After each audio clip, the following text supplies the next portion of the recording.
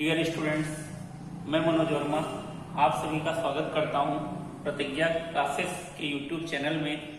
और हमारा टॉपिक चल रहा था एशिया महाद्वीप, जिसके तहत 4 वीडियो हमने अपलोड कर दिए हैं। ये 5वां वीडियो है और ये एशिया महाद्वीप का अंतिम भाग होगा, जिसमें हम पठार, मरुस्थल और झीलों की चर्चा करेंगे होगा। इसके बाद हम स्टार्ट करेंगे अफ्रीका महाद्वीप। तो आज बात करते हैं एशिया महाद्वीप के प्रमुख पठार, मरुस्थल व झीलों के बारे में। तो देखा जाए कि एशिया में कौन कौन से पठार हैं, तो यहाँ पर एक पठार पड़ता है, ये वाला,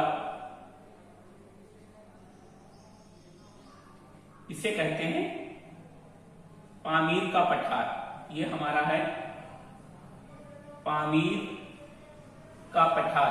इसके नीचे ये साइड में तिब्बत और चीन साइड में यहां पर एक पठार पड़ता है, इसे कहते हैं तिब्बत का पठार। और थोड़ा हटके चीन, यहां पर चीन साइड में एक और पठार पड़ता है, जिसे कहते हैं लोएस का पठार। ध्यान रखना कि लाओस देश है और ये लोएस का पठार है। इसके बाद एक यहाँ हमारे दक्षिण भारत में पठार पड़ता है, ये इसकी आकृति त्रिभुजा का है और इसे कहते हैं दक्कन का पठार।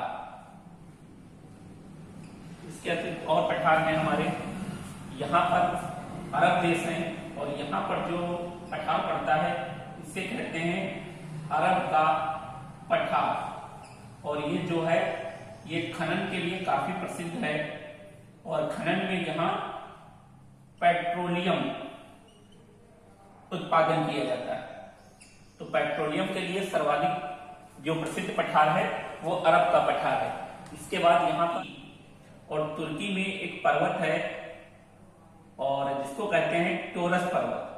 तो टोरस पर्वत और पेंटिन पर्वत के बीच में एक यहां पर पठार पड़ता है, ये इसे कहते हैं अन्ना तोलिया का पठार। और जो ये पठार है ये फेमस है, यहां पर एक बकरी पाई जाती है, अंगोरा नाम की बकरी पाई जाती है, जो मेहरू ऊन देती है, जो विश्व का सबसे महंगा ऊन है। वैसे ऊन उत्पादन में तो हमारा ऑस्ट्रेलिया देश अग्रणी है और ऑस्ट्रेलिया में जो भेड़ पाई जाती है उसे मेरिनो भेड़ कहते हैं। वहां मेरिनो किस्म की भेड़ पाई जाती है, इसे सुनहरी भेड़ भी कहा जाता है। और यह विश्व में सर्वाधिक ऊन देने वाली भेड़ होती है, अर्थात एक साल में यह 15 से 20 किलो ऊन देती है। तो सर्वाधिक ऊन हमें भेड़ों से प्राप्त होता है और सर्वाधिक ऊन देने वाली भेड़ जो है वो मेरिनो किस्म की भेड़ है, जो ऑस्ट्रेलिया में पाई जाती है, जिसे सुनहरी भेड़ भी कहते हैं। लेकिन विश्व की जो सबसे महंगी ऊन है वो मेहरू ऊन है, जो अन्ना तोलिया के पठार में जो बकरी पाई जाती है उससे मिलती है। इसके बाद यहाँ पर मंगोलिया है और मंगोलिया में भी एक पठार है, चीन और मंगोलिया, इसे कहते हैं मंगोलिया का पठार, मंगोलिया का पठार। इसके बाद एक म्यांमार में भी पठार आता है, ये जिसे कहते हैं शान का पठार, शान का पठार। तो ये प्रमुख पठार हैं एशिया महाद्वीप के बारे में। तो इनके बारे में थोड़ी हम जानकारी आप लोगों को दे देते हैं कि कौन सा पठार कहां पर कैसे क्या है। तो बात करते हैं पामीर के पठार की। जो ये पामीर का पठार है यह विश्व का सबसे ऊंचा पठार है, इसीलिए इसे विश्व की छत कहा जाता है। ध्यान रखना कि विश्व की छत किसे कहते हैं, तो पामीर के पठार को। एक क्वेश्चन यहां से और आता है, इसे पामीर की गांठ भी कहा जाता है। वो इसलिए यहां से एक पर्वत जाता है पाकिस्तान से, हिंदुकुश पर्वत, हिंदुकुश पर्वत, और इधर से ये जो हमारे यहाँ फैला हुआ है हिमालय पर्वत, और इधर से चीन से एक पर्वत आ जाता है नानसान पर्वत। तो ये तीनों पर्वत आपस में यहाँ पर मिलते हैं और मिलकर एक गांठ बनाते हैं, और इसी गांठ में फैला हुआ है पामीर का पठार। इसलिए पामीर के पठार को पामीर की गांठ भी कहा जाता है। तो विश्व का सबसे ऊंचा पठार पामीर का पठार। इसके बाद करते हैं तिब्बत के पठार की। तो ये विश्व का सबसे बड़ा पठार है और चीन में फैला हुआ है विश्व का सबसे बड़ा पठार। यह विश्व का सबसे बड़ा रेलवे मार्ग भी है, क्योंकि इसी के ऊपर से रेलवे मार्ग गुजरा है और जो तिब्बत की राजधानी लहासा को झिंजियांग प्रांत से जोड़ता है। इसके बाद करते हैं लाओस के पठार की। तो लाओस का जो पठार है लोएस का पठार, ये पीला पठार है, अर्थात इसकी मिट्टी पीली है और यहीं से एक नदी निकलती है, क्योंकि ये चीन में विस्तृत है। ध्यान रखना, लाओस देश है और लोएस का पठार है। लोएस का पठार चीन में पड़ता है, जबकि लाओस भी इसी साइड में पड़ता है। तो लोएस के पठार से एक नदी निकलती है जिसे कहते हैं हांगो नदी, और इस पठार से निकलने के बाद उसका रंग क्या हो जाता है, पीला हो जाता है। इसके बाद जो सान का पठार है ये पड़ता है हमारे म्यांमार में, और म्यांमार में ये काफी प्रसिद्ध है और ये खनिज के लिए प्रसिद्ध माना जाता है। और यही पठार से म्यांमार को जो खनिज निकलता है वो चांदी है, और इसीलिए एशिया में चांदी उत्खनन करने वाला म्यांमार एशिया का दूसरा सबसे बड़ा देश है। अगर बात करें भारतीय दक्कन के पठार की, तो दक्कन का पठार इसकी आकृति त्रिभुजाकार आकृति है और इसकी मिट्टी जो है काली है। काली मिट्टी होने के कारण ये उपज की दृष्टि से जितने भी पठार है उसमें सबसे महत्वपूर्ण पठार है, सर्वाधिक उपजाऊ है। इसकी मिट्टी काली है और इसका निर्माण ज्वालामुखी से निकलने वाले लावे से हुआ है, अर्थात ये अग्नि चट्टान का उदाहरण है। और यहाँ से भारत को प्राप्त होते हैं सर्वाधिक खनिज, इसीलिए दक्कन के पठार को कहा जाता है खनिजों का अजायब घर। तो ध्यान रखना कि खनिजों का अजायब घर दक्कन का पठार जो भारत में स्थित है। इसके बाद तो इतना कुछ मोस्ट है नहीं, सब बता दिए हैं, ठीक है। तो ध्यान रखना, पामीर का पठार कजाकिस्तान साइड में विस्तृत है। तिब्बत का पठार आपका चीन में है। सान का पठार जो चांदी के लिए प्रसिद्ध है म्यांमार में है। दक्कन का पठार आकृति त्रिभुजाकार है, सर्वाधिक उपज के लिए प्रसिद्ध है, काली मिट्टी पाई जाती है और इसे कहते हैं खनिजों का अजायब घर। बाकी अरब का पठार जो अरब देशों में है, ये इसमें सर्वाधिक खनन किया जाता है पेट्रोलियम का।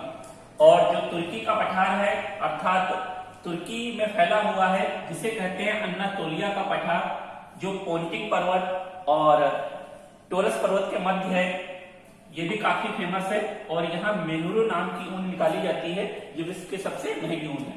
और इसके बाद तो लगभग टॉपिक आपका पठार का क्लियर होता है। अब बात करते हैं हम एशिया महाद्वीप के प्रमुख मरुस्थल।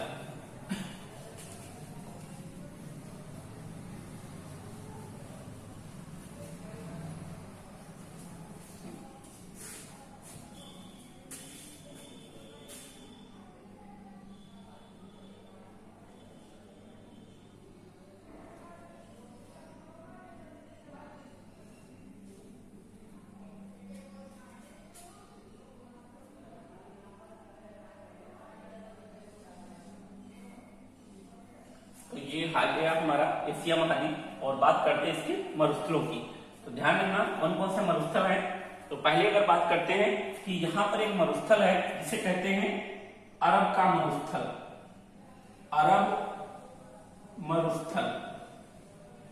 इसके बाद देखा जाए तो यहाँ पर चीन और मंगोलिया साइड में एक मरुस्थल है जिसे कहते हैं टकमाकन मरुस्थल।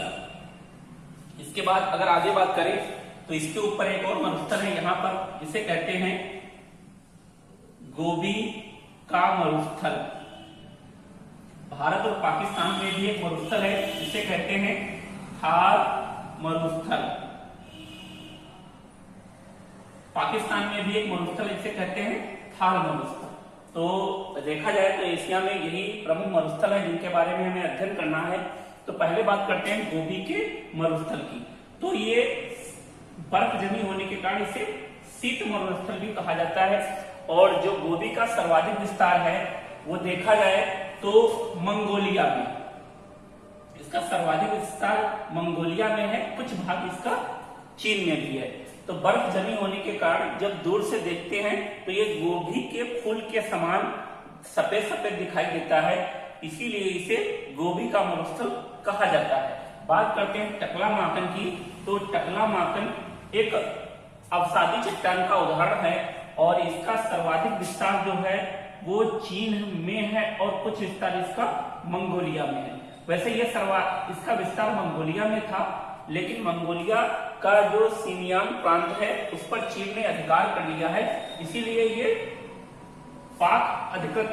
चीन अधिकृत में आता है। अगर बात करें थार मरुस्थल की, तो थार मरुस्थल का विस्तार दो देशों में है, एक भारत और दूसरा पाकिस्तान। भारत में इसे कहा जाता है रेगिस्तान, जबकि पाकिस्तान में इसे कहा जाता है चोलिस्तान। जो भारत में है, भारत के 4 राज्यों में विस्तृत है, राजस्थान,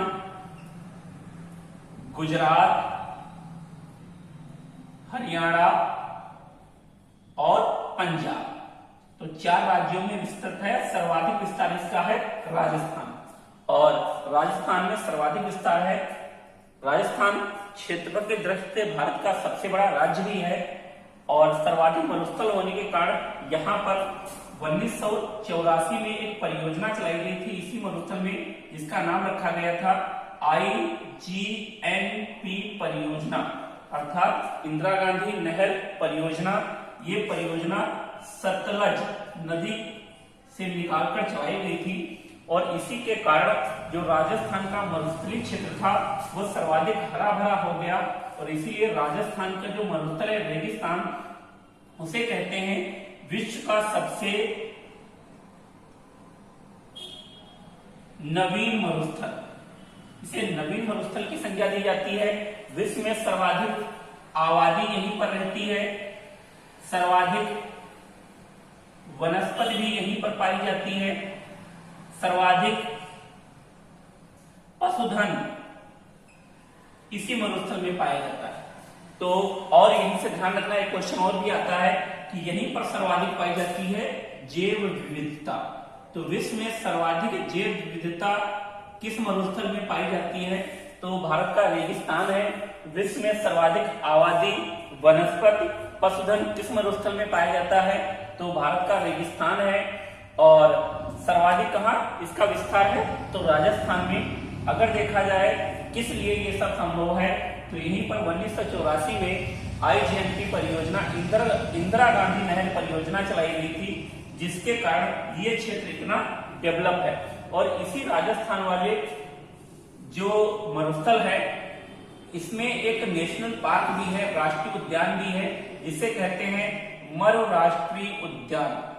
ये काफी फेमस है और यहाँ पर 2 एनिमल पाए जाते हैं। एक गोडाउन पक्षी होता है, शुतुरमुर्ग प्रजाति का पक्षी होता है, जबकि शुतुरमुर्ग थोड़ा डर्टी होता है, देखने में गंदा लगता है। और गोडाउन जो होता है लवली होता है, इसको देखकर मन करता है इसको थोड़ा खिलाने का मन हो जाता है। जैसे होते नहीं है, तोता होता है उसको पकड़कर, या हमारा मोर है उसको पकड़ने का मन करता है। और अच्छे अगर मुर्गे भी होते हैं तो उनको भी पकड़ने का मन करता है, बतख होती है। इसी प्रकार ये पक्षी होता है गोडाउन, लवली पक्षी होता है और इसको देखकर मन करता है इसको पकड़ ले, लेकिन शुतुरमुर्ग डर्टी होता है। और एक और यहीं पर सांप पाया, जैसे कहते हैं पीवना सांप। तो ये पीवना सांप काफी जहरीला होता है, छोटा होता है, लगभग मान लीजिए 1 हाथ का इतना बड़ा होता है और काफी जहरीला होता है। ये काटता नहीं है, ये जहर छोड़ता है। सांप भी 2-3 प्रकार के होते हैं। कुछ होते हैं काटने वाले जो काट लेते हैं, जैसे काला नाग, भाई काटने वाला होता है, या काला सांप, कुछ होते हैं निगलने वाले, जैसे अजगर या कह सकते हो एनाकोंडा, आदमी को खाए वाला सपोआ, विश्व का सबसे खतरनाक सांप है एनाकोंडा। क्वेश्चन आ जाता है कि एनाकोंडा कहाँ पाया जाता है, तो ध्यान रखना एनाकोंडा अमेजन नदी में पाया जाता है, जो दक्षिणी अमेरिका की नदी है। और पिवला सांप ये काटता नहीं है, ये अपना जहर छोड़ देता है, और वो बड़े खतरनाक होते हैं जो अपना जहर छोड़ देते हैं। ये किसी पल में अपना जहर छोड़ देगा, आप जाओगे उसको खा लोगे, मर जाओगे। तो ये हरा हरा सांप होता है, बड़ा खतरनाक सांप माना जाता है पीवना। कहाँ पाया जाता है, तो ध्यान रखना राजस्थान के मरु राष्ट्रीय उद्यान में। तो यहाँ एक राष्ट्रीय उद्यान भी है। गोडावण जो पक्षी पाया जाता है, ये राजस्थान का राष्ट्रीय पक्षी है। तो थार महोत्सव काफी फेमस है और रीजन है यहाँ की IGNP परियोजना। तो लगभग ये आपका टॉपिक हो गया। इसके बाद एक दो बिंदु आते हैं।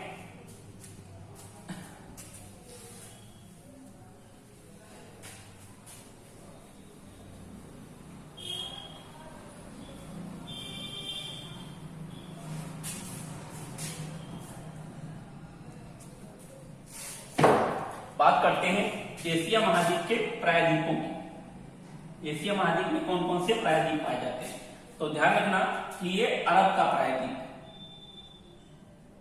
ये दक्षिण भारत का प्रायद्वीप और ये चीन का प्रायद्वीप। तो एशिया में 3 प्रायद्वीप पाए जाते हैं। थोड़ा ध्यान दीजिए, अभी हमने बताया था आपको महाद्वीप, फिर द्वीप, फिर उसके बाद आता है प्रायद्वीप। तो देख लीजिए महाद्वीप किसे कहते हैं, जैसे ये बहुत बड़ी भूमि जिसके चारों ओर जल हो, क्या कहलाएगा, महाद्वीप। बात करते हैं द्वीप, तो वह छोटी सी भूमि जिसके चारों ओर जल हो, द्वीप कहलाती है। अब बात करते हैं प्रायद्वीप, तो ध्यान रखना वह बड़ी भूमि जिसके 3 ओर जल हो, प्रायद्वीप कहलाती है, जैसे अरब का प्रायद्वीप। इधर से लेकर यहां तक 3 ओर जल है, इधर भी जल है, इधर भी जल है, इधर भी जल है, लेकिन ये स्थल है। तो जिसके 3 ओर जल होगा प्रायद्वीप कहलाएगा, जैसे भारत का प्रायद्वीप, दक्षिण भारत का प्रायद्वीप, इसके 3 ओर जल है। उसी प्रकार चीन का प्रायद्वीप, इसके 3 ओर जल। तो देखा जाए जो अरब का प्रायद्वीप है ये एशिया का सबसे बड़ा प्रायद्वीप है और विश्व का भी सबसे बड़ा प्रायद्वीप है। तो विश्व का सबसे बड़ा प्रायद्वीप अरब का प्रायद्वीप, और बाद में एशिया का दूसरा सबसे बड़ा प्रायद्वीप चीन का प्रायद्वीप, और एशिया में जो तीसरे नंबर पर है वो भारत का प्रायद्वीप। तो आपका प्रायद्वीप भी चैप्टर क्लियर हो गया। अब बात कर लेते हैं एशिया महाद्वीप की प्रमुख झीलें। तो देख लेते हैं एशिया में कौन कौन सी झीलें हैं, यही पर चर्चा कर लेते हैं। एशिया महाद्वीप की प्रमुख झीलें, तो अगर बात करें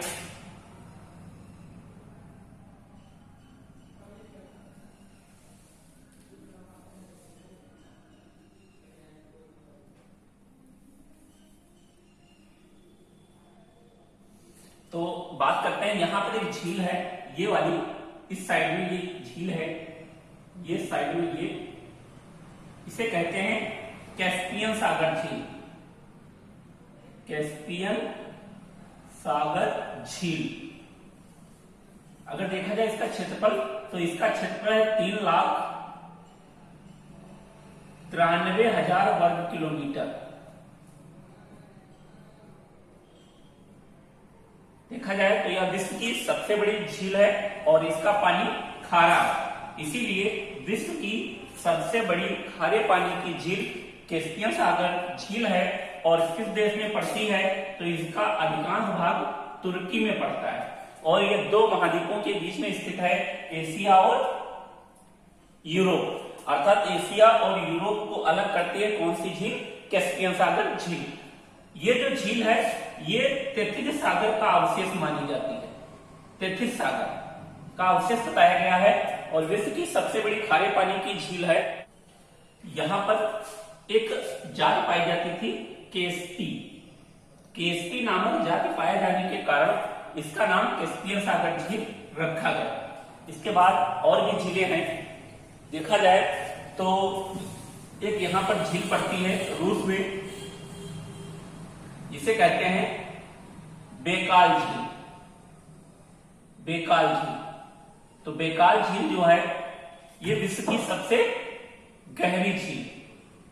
तो विश्व की सबसे गहरी झील बेकाल झील है। कहां पाई जाती है? रूस में। और विश्व में जितनी भी झीलें हैं उनमें सबसे स्वच्छ जल जो है वो बेकाल झील का है। और सबसे ज्यादा जैव विविधता किस झील में पाई जाती है? तो ध्यान रखना, बेकाल झील में ही पाई जाती है। इसके बाद यहाँ एक और झील है रूस में ही, जिसे कहते हैं वान झील। तो अगर वान झील की बात करें तो वान झील रूस में ही पड़ती है और इसका पानी सर्वाधिक खारा है। तो विश्व में सर्वाधिक खारा पानी जो है वान झील का है। क्वेश्चन आप ध्यान रखना कि विश्व की सबसे बड़ी खारे पानी की झील कैस्पियन सागर झील, विश्व की सर्वाधिक खारे पानी की झील तो वान झील।